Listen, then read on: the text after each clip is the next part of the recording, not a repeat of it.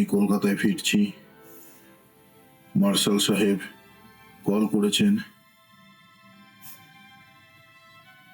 হয়তো আবার কোনো নতুন এলাকায় বদলি করিয়ে দেবেন। তুমি তো জানো, মহেঞ্জোদারোয় যখনই নতুন কিছু পাওয়া যায়, কোনো দুর্গম প্রান্তে আমাকে ট্রান্সফার করিয়ে কাজের সবটুকু কৃতিত্ব তিনি দাবি করেন।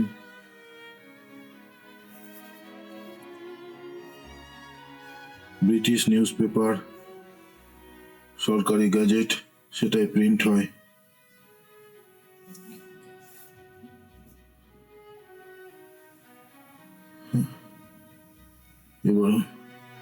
এবারও হয়তো সেরকম কিছু একটা হবে, সেরকমই।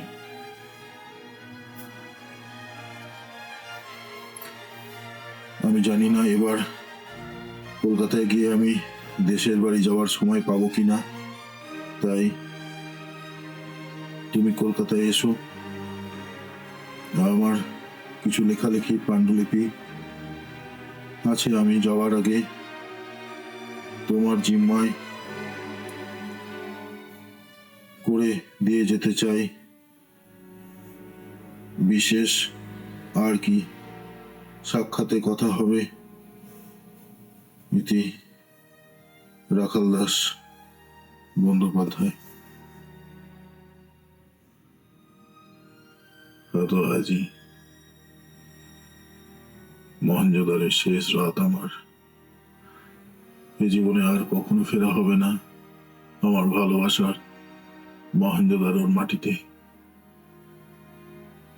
আমার সহপাঠী সবাই যখন দেশ সেবার কাজে আত্মনিয়োগ করেছে, কেউ লেখালেখি করছে, কেউ শিল্পী, তখন তখন আমি এই সুদূর মহেঞ্জোদারোর মাটিতেই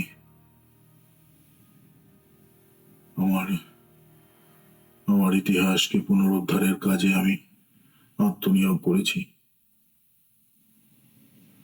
আমার দেশ, আমার অতীত, আমার জাতিকে, আমার প্রাচীন সভ্যতাকে মাটির নিচে থেকে ধীরে ধীরে আমার চোখের সামনে উন্মোচিত হচ্ছে গৌরবোজ্জ্বল মহেঞ্জোদারোর সেই ইতিহাস। সে তো আমারই আমারই ইতিহাস, আমার গৌরব গাথা, আমার দেশের প্রাচীনতম সভ্যতার স্বীকৃতি। খনন কার্য যত এগোচ্ছে, প্রতিনিয়ত পোড়ামাটি নানান ধাতু রূপ নিয়ে বাংময় হয়ে উঠছে আমার দুচোখের সামনে। আমি সারাদিন খনন কার্যের সঙ্গে থেকে সন্ধ্যায় সন্ধ্যায় এই টেন্টে ফিরে সেই সমস্ত ইট কাঠ, সেই সেই অপার অপার রত্ন সম্ভার পাঠোদ্ধার করার চেষ্টা করি। আমি আমি মগ্ন থাকি, সেই সেই সেই অব্যক্ত রূপকে বাংময় করে ফুটিয়ে তোলার। আমার দেশের মানুষ, আমার আগামীর মানুষ একদিন জানতে পারবে এই মহেঞ্জোদারো তথা এই ভারতবর্ষের প্রাচীন গাথা। আমি আমি তন্ময় হয়ে থাকি, আমি আমি তন্ময় হয়ে থাকি। কিন্তু কিন্তু আমাকে কলকাতায় ডেকে পাঠানো হয়েছে।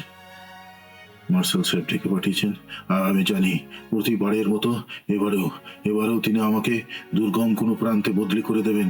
তারপর কলকাতা থেকে নিজে আসবেন, তারপর এসে সেই কমপ্লিট নকশা, আর্কিটেকচার, আমার আমার পাঠোদ্ধার করা, মর্মোদ্ধার করা দলিল দস্তাবেজ তিনি স্টাডি করে প্রেস রিলিজ করবেন, এবং ব্রিটিশ মিডিয়ায় সেটাই প্রিন্ট হবে। ব্রিটিশ গভর্নমেন্ট এবং আমার দেশের মানুষ জানতে পারবে। আমি সেই জন্যই সুনীতি কুমার চট্টোপাধ্যায়ের পরামর্শে আমি বিভিন্ন নামে একের পর এক এই সমস্ত রত্ন সম্ভার প্রমাণ সহ লেখা শুরু করলাম। লেখা শুরু করলাম, কিন্তু কিন্তু কিন্তু আমার দুর্ভাগ্য আমার দেশের মানুষ সেসব বিশ্বাস করছে না। তারা তারা সরকার বাহাদুরের ছাপানো গ্যাজেটকে প্রামাণ্য মনে করে। তারা স্যার জন মার্শালের লেখালেখিতে প্রমাণ খুঁজে পায়।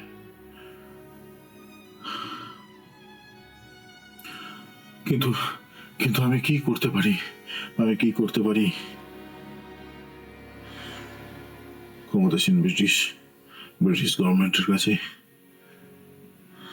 চাকরি করতে করতে, তাদের কাজ করতে করতে আমার জ্ঞান, আমার তিতিক্ষা, আমার বিদ্যা, আমার অভিজ্ঞতা সমস্ত কিছুই তারা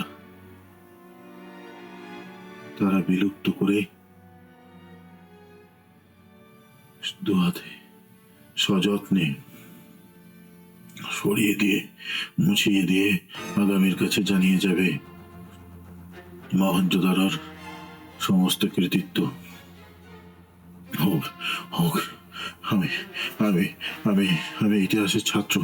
আমার ভালোবাসা, আমার আমার আমার সারা জীবনের তপস্যা ইতিহাস।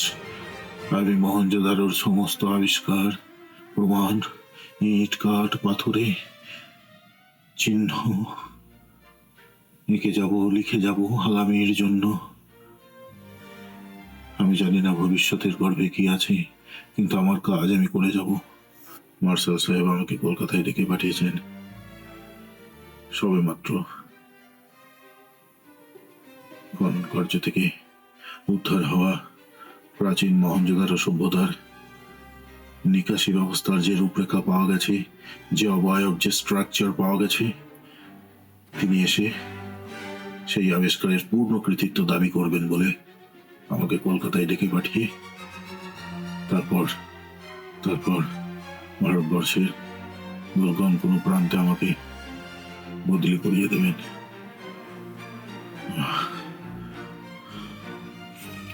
এই যন্ত্রণা থেকে আমি তো কিছুতেই বেরোতে পারবো না। আমি আমি আমি এই কলঙ্ক, এই যন্ত্রণা, এই অপমান মাথায় নেই। ইতিহাসের সেবা করে যাব। আমার ভারত মাতার, আমার নিজের সভ্যতার প্রকাশ আমি তিলে তিলে এগিয়ে নিয়ে যাব। আমি এগিয়ে নিয়ে যাব আমার সভ্যতার, আমার রৌদ্রোজ্জ্বল সভ্যতার প্রতিটি পাতা আমি মেলে ধরব আগামীর মানুষের কাছে। কাঞ্চনমালা, তোমার কাছে একটা চিঠি লিখে যেতে চাই। আমার আমার আমার আমি কিছু আমি কিছু পুরাতত্ত্ব নিয়ে কিছু গবেষণার কথা, কিছু লেখালেখি তোমার জিম্মায় করে যেতে চাই। তুমি জানো এই এই এই টেন্টের মধ্যে, কত কষ্টের মধ্যে আমার আমার বন্ধুরা কি বলতো, তোমরা তোমরা কি বলতে? নবাবের ঠাটবাট, পালঙ্ক, আরাম। আমি আমি আমার আমার নবাবী আনা। কিন্তু কিন্তু জানো জানো আমার কোনো কষ্ট হয় না।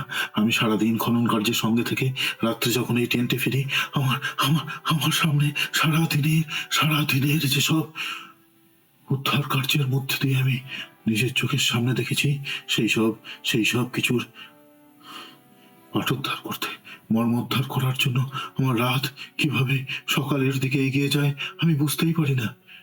আমার আমার কোনো কষ্ট হয় না কাঞ্চনমালা, আমার কোনো কষ্টই হয় না। হয়তো আবার কোনো চক্রান্ত আমার জন্য অপেক্ষা করছে কলকাতায়।